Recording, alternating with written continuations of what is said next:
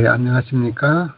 2022년 8월 28일 제351차 감남산 기도회 다같이 묵도하심으로 기도회 시작하겠습니다.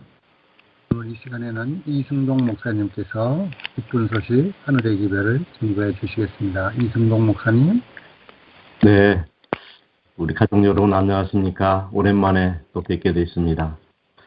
네, 오늘 아침은 이 한 달란트 받은 자에 대하여 말씀을 좀 준비했습니다.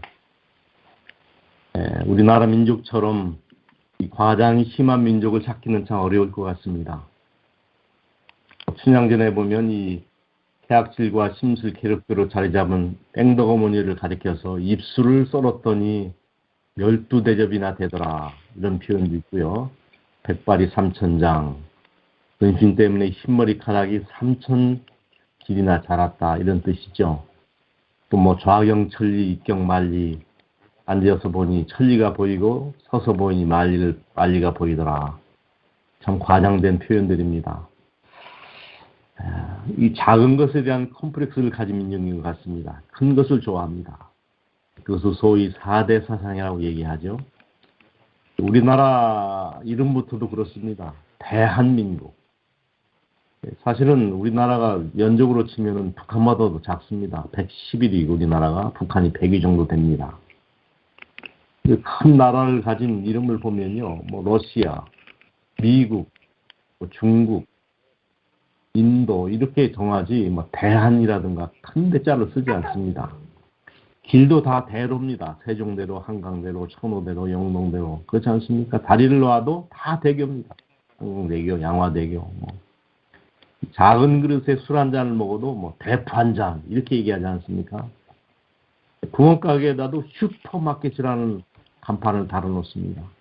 슈퍼는 그런 데 쓰는 데 아니거든요. 이름도 지나치게 크게 짓습니다. 외국 사람들 이름을 보면 뭐 존, 폴, 제임스 뭐 이런 게 다 이 직업과 관계된 겁니다. 베이커는 빵 굽는 사람, 밀러는 방앗간 주인, 테일러는 재봉사, 스미스는 대장장이, 크라이머는 상인, 제너럴들은 창을 휘두르는 사람, 다 그렇게 직업과 연관돼서 이름을 짓거든요. 일본 사람 이름도 그렇습니다. 기모시다, 나무 밑에서. 죽전, 밖에다, 대나무 밭에서 났다. 그 다음에 큰 밭에서 났다, 오타라고 짓고요. 그런데 우리는 그렇게 이름을 짓지 않습니다.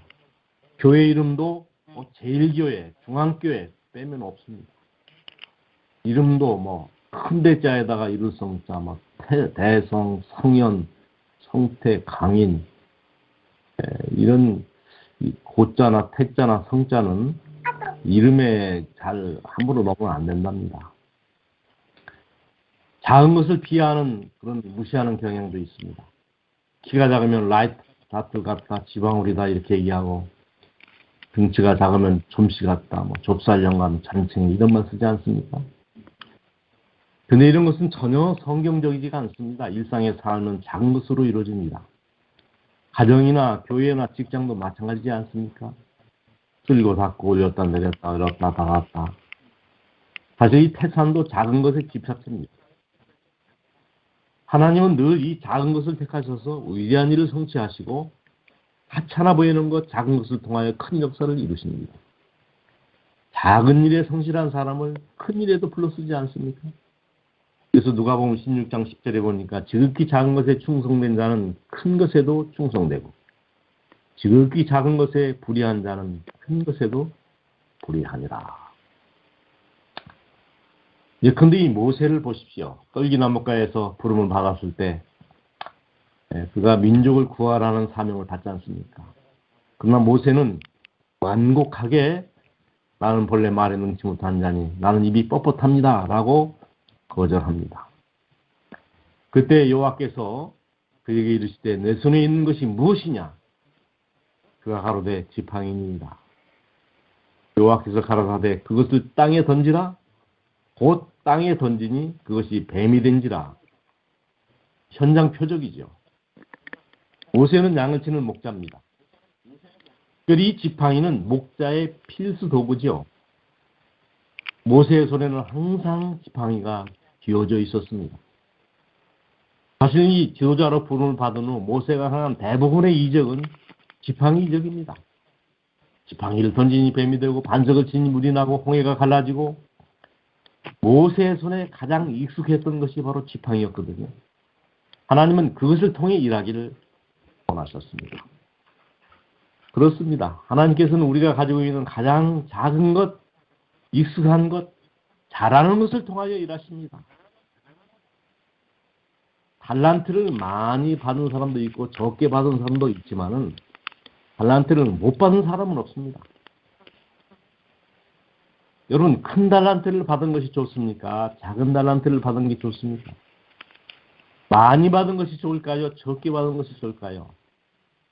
정답은 똑같습니다. 많이 받으면 하나님께서 많은 것을 요구하시고 적게 받으면 적게 요구하시기 때문에 그렇습니다. 여러분, 여리고성을 함락시킨 사건 아시죠? 여리고성을 함락시킬 때 작전명은 그냥 돌라는 겁니다. 하루에 한 바퀴씩, 안식일에 7바퀴씩, 총 13바퀴를 돌았습니다. 돌라고 한 이유가 뭘까요? 이스라엘 백성들은 출애굽 이후에 걷는 데는 이력이 있는 사람들이었기 때문에 그렇습니다. 40년 동안 걷고 또 걸었습니다. 그래서 그들이 돌면서 뭐라고 생각했을까요? 돌았나 돌게.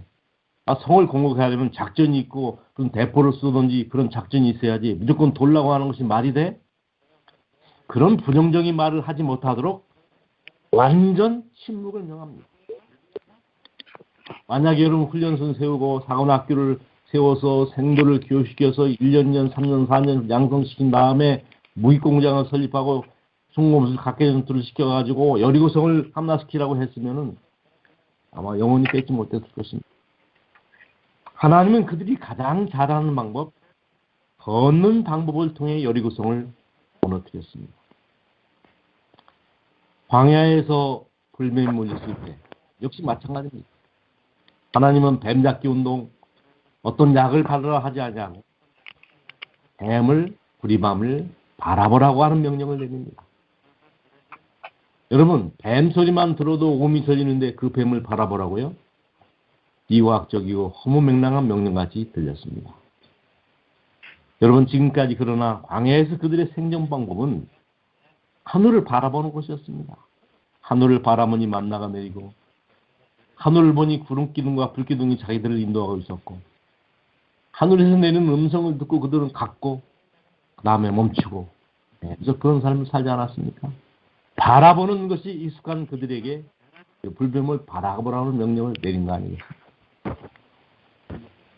기존의 햇불 사건 아시죠? 300군사들이 미뜨기떼와 같은 많은 미디안 군사와 싸우는 것은 힘든 일이었습니다. 사실 당시 전쟁은 숫자 전쟁이었습니다. 무기가 없었기 때문에 숫자가 많아야 무조건 이깁니다. 그런데 그때 기도원의 군대가 썼던 작전이 뭡니까? 고함작전 그리고 침묵작전. 왜 고함을 치라고 했을까? 일제히 말이 많은 민족이기 때문에 그렇습니다. 덥다 춥다 만나가 싫다 고기를 달라 물 달라 모세 말고 다른 지도자는 없냐고 늘 말이 많고 시끄러운 민족이었습니다. 여러분 구약 성경에다 길을 내보십시오. 와글와글 시끄럽기가 그지없습니다. 하나님께서는 말이 많은 것 목소리 큰 것까지 사용하셨습니다.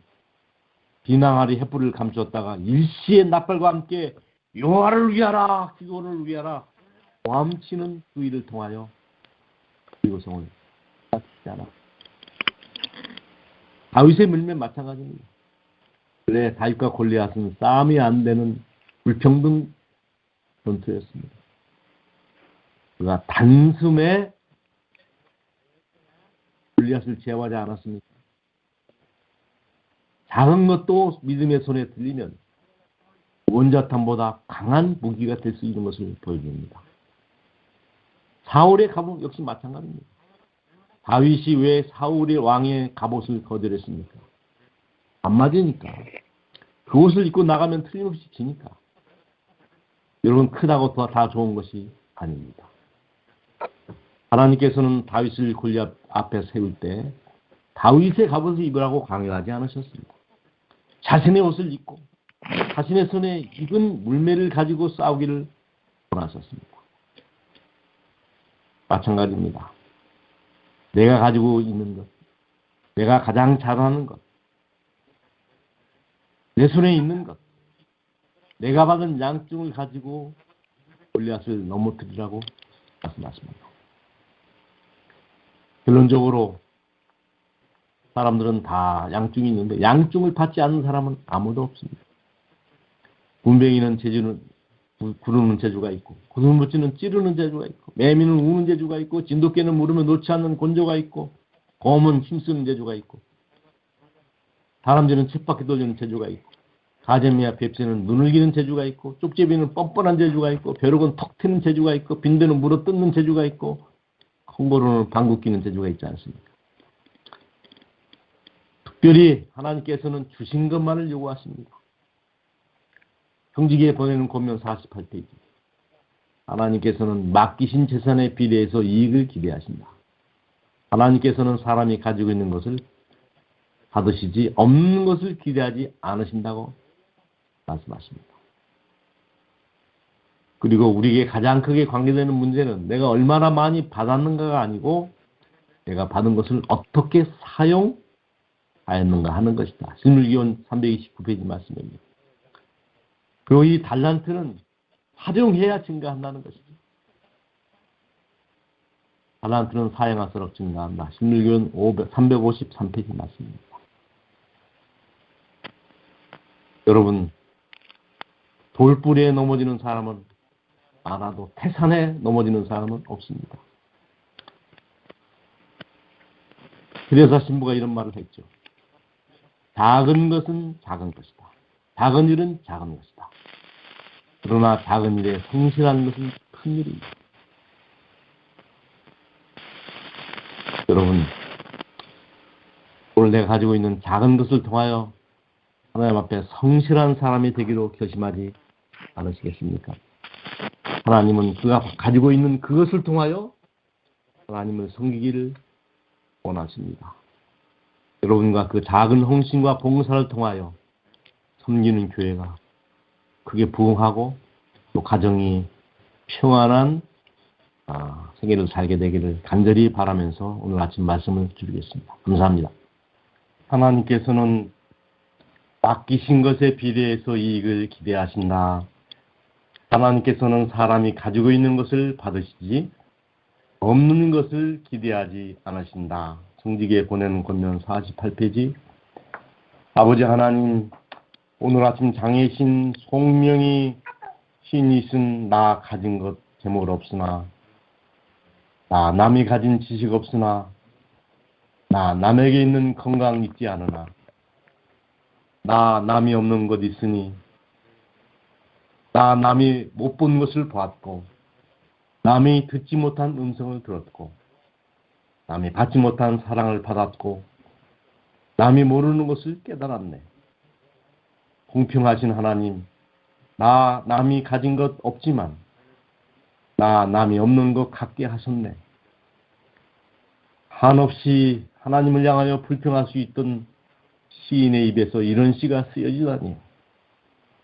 공평하신 하나님, 맞습니다. 우리가 때로 많은 것을 불평하지만은 돌이켜보니 하나님은 그래도 남이 갖지 못한 많은 양중들을 나로 하여금 소유하게 하셨습니다. 그것을 가지고 하나님을 노래하며 찬미하며 섬기며 봉사하는 것이 저희 필생의 감사와 기쁨이 되게 하여 주시옵소서.